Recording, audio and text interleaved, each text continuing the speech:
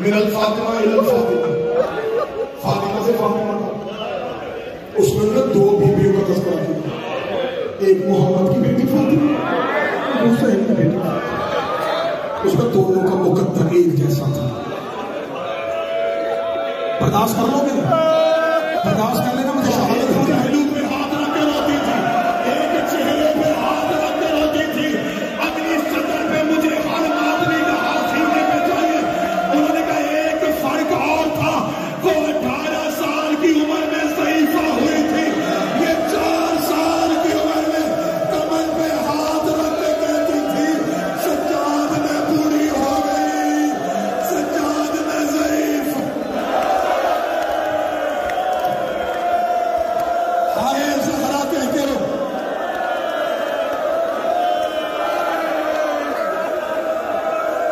ये सोच कर रोना जो पूरा साल मदरसों में आती है, आज वो जनाजे में आ रही है, और जो पूरा साल तुमसे पुरसे लेने आती, आज तबूत में आ रही है। आज ज़हरा पुरसा लेने नहीं, कहीं हुसैन, कहीं ज़ैनब, कहीं गाजी।